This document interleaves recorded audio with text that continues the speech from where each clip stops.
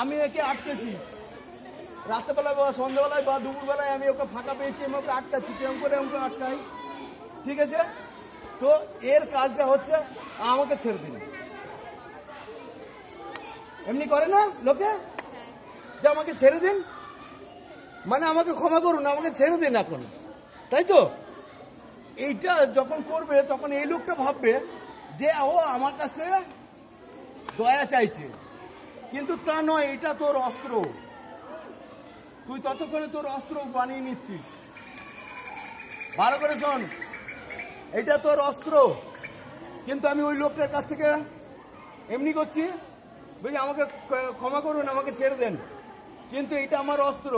যদি দেখি আমার জীবনহানি হচ্ছে তাহলে আমি এটা চোখে, যদি দেখি যে আমি এখান থেকে সরে যেতে পারবো তাহলে এটা গলায়, যদি দেখি আমার কাছাকাছি লোক আছে কিন্তু আমাকে এরকম করছে তাহলে এটা লিভারে। মনে থাকবে? তাহলে কি আমি আস্তে আস্তে আসছিলাম, ও আমাকে এসে আটকে দিল, এই যেতে দেবো না তোকে। ঠিক আছে, তোর কাজ কি? তাড়াতাড়ি করে আমাকে ছেড়ে দেন, আমাকে মাফ করুন। কিন্তু আদৌ সেটা নয়, এটা কিন্তু আমি আমার অস্ত্রকে বানিয়ে নিচ্ছি। এই অস্ত্র যে কোনো লোক সে কিন্তু প্রতিহত হয়ে যাবে। যে কোনো লোককে যদি আমি একটা চোখে ঢুকিয়ে দিই তো আর দেখতে পাবে না। সেই মুমেন্টে তোমার জীবনহানির যদি আশঙ্কা থাকে তাহলে তোমাকে চোখেই মারতে হবে। যদি মনে করে যে না আমি এখান থেকে কোনো রকমে মেরে পালিয়ে যেতে পারবো, তাহলে একদম পুরোপুরি গলায় এই অংশটায়, বোঝা গেল?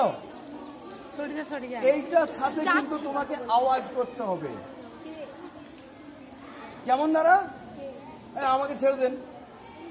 তো এই হাতটা তুলে রেখেছে, তোকে যেতে দেবো না কিন্তু আমি।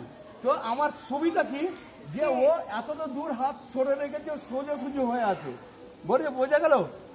তো আমি যে মুহূর্তে হাতটা জড়ো করবো সঙ্গে সঙ্গে ওই লোকটা ভাববে আমাকে ছেড়ে দিতে বলছে, এটা মানে আমার কাছে খুব বিপদে পড়ে গেছে, তো আমাকে ছেড়ে দিতে বলছে, কিন্তু মোটেও না, এটাই তোমার অস্ত্র।